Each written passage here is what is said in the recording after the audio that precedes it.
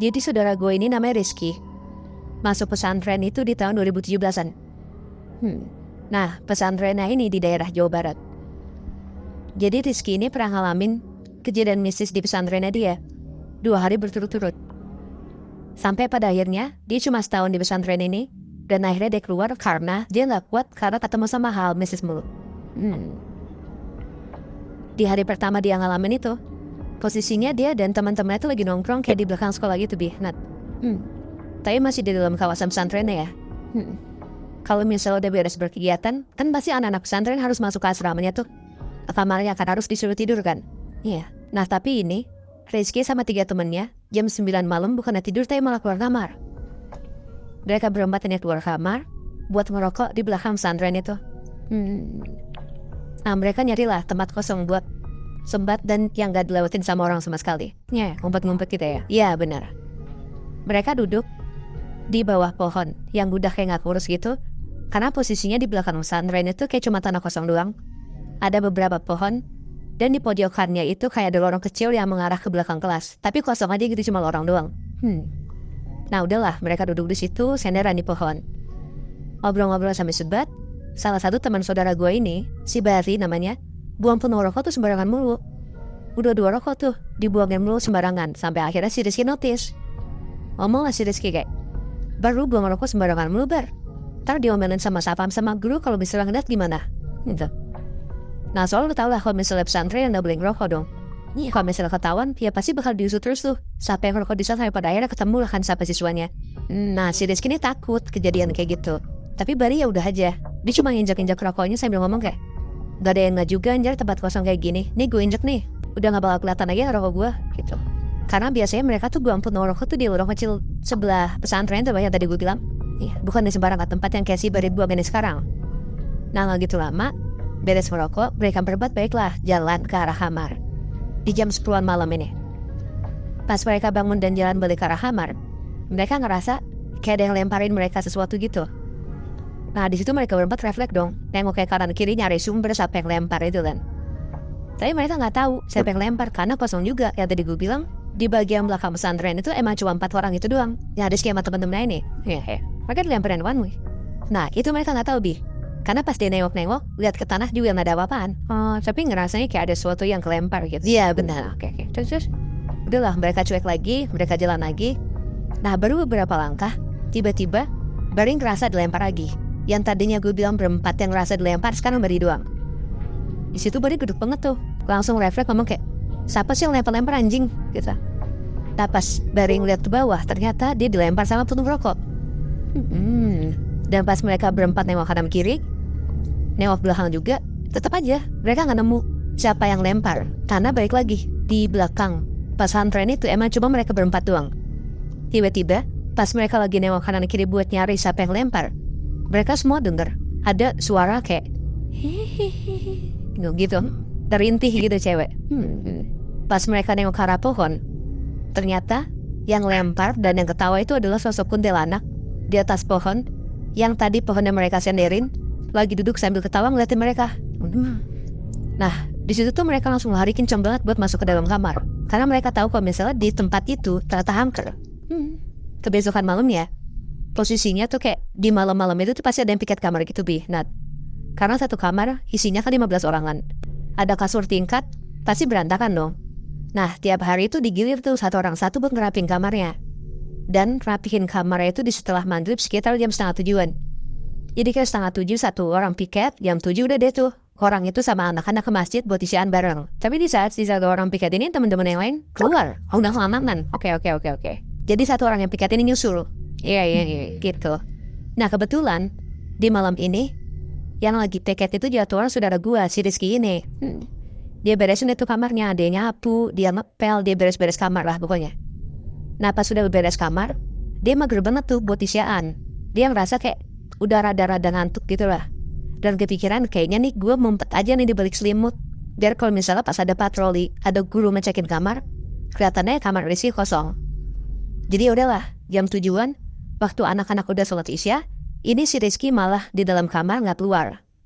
Dia masuk selimut, main HP, dan tiduran tuh di kasurnya dia.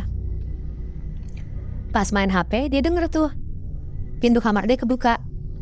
Nah fix lah, itu kan dia deg-degan banget tuh, karena dia tahu dan dia yakin kalau misalnya tuh guru lagi patroli kan, ngeliatin kamar satu-satu kan. Nah untung banget gak ada 5 detik kan, Rizky dengar kalau misalnya pintu kamarnya ketutup lagi.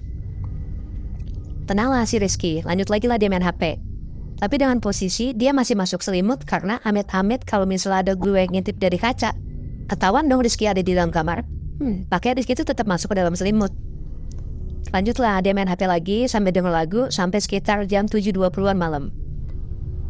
Dia dengar kalau misalnya di masjid itu udah beres sholat isyanya, cuma dia masih denger kayak orang lagi pada ngaji-ngaji gitu lah.